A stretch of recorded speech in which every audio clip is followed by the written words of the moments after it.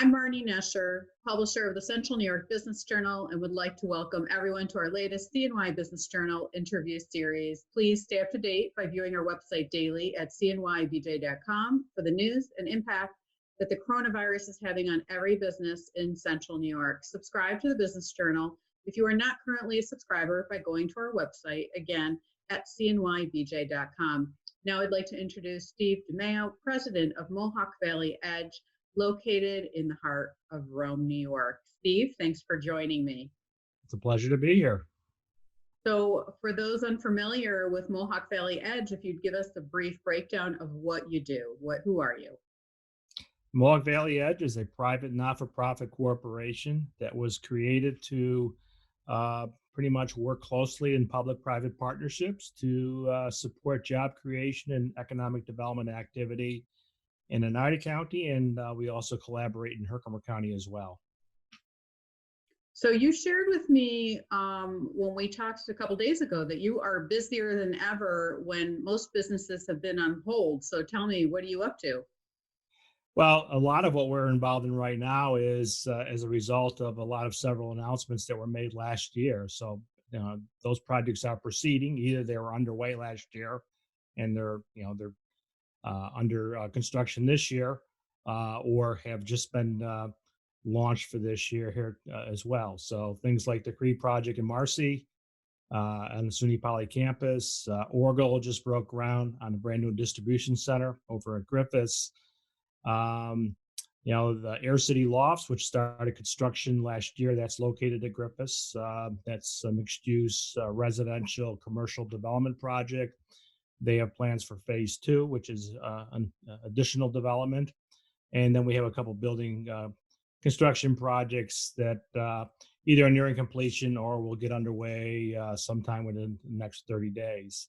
On top of that, we also have what we're all facing, which is COVID and the impact that's had in terms of businesses either not in operation or are reducing their operational capacity to meet guidance factors. So we are dealing with that aftermath as well.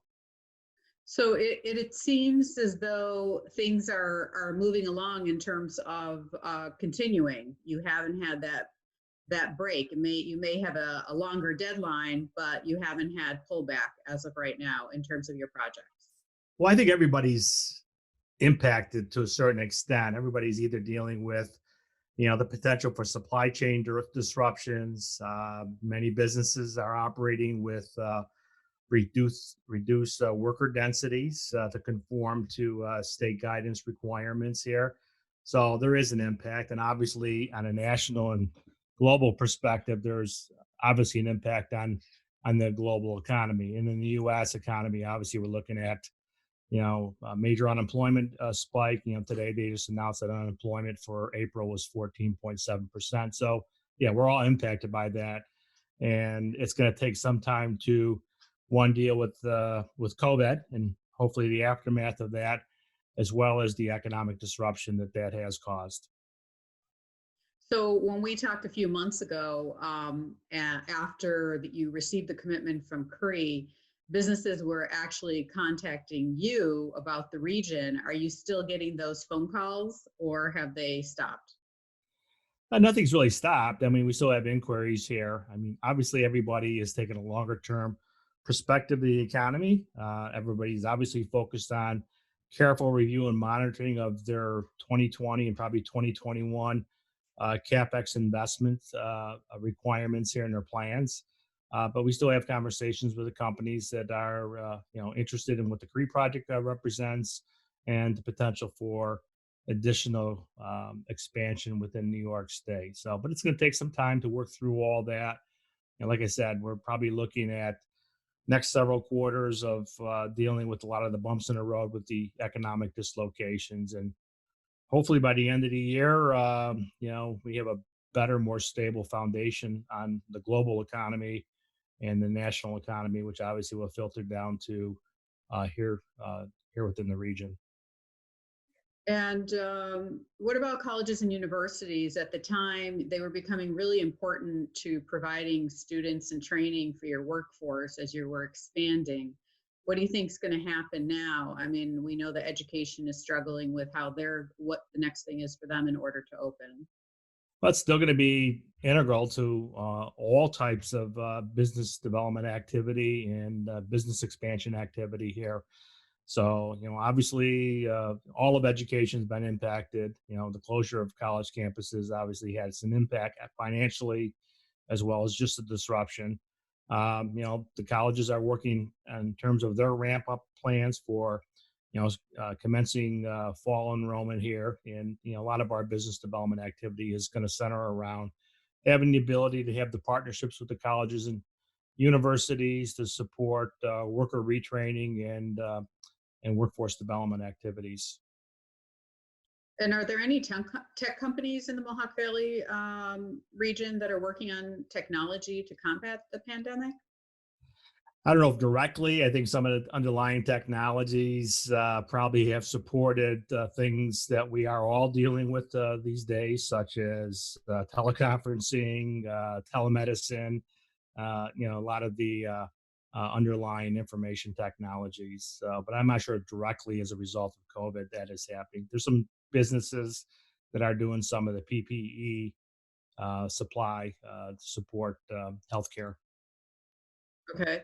And UAV technology, which is important for both the Mohawk Valley and CNY in general, do you foresee any major expansion as drones are being adapted for social distancing solutions? I think the underlying work in all of its autonomous technologies, including UAS technologies, will continue to grow. And obviously, as retail trends are changing, so the logistics and distribution will play a role.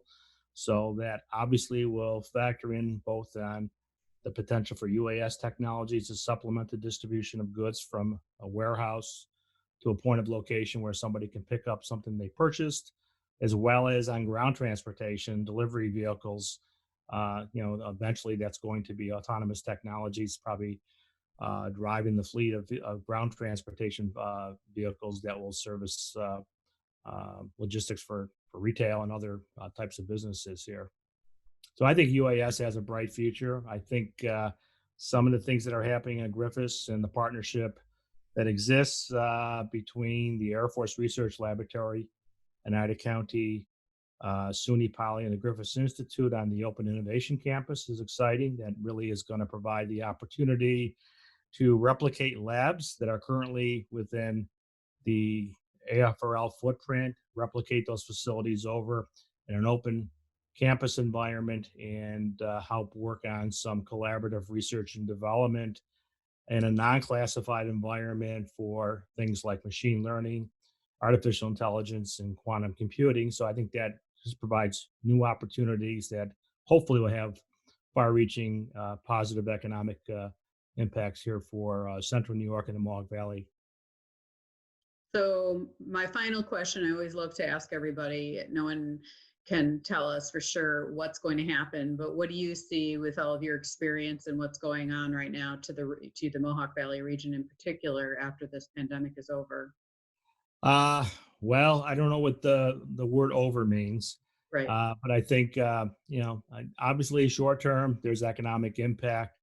The things that we have in place that are underway are important to the long term economic development of the region. So we'll keep pushing those and getting those completed and hopefully successfully rooted within the region.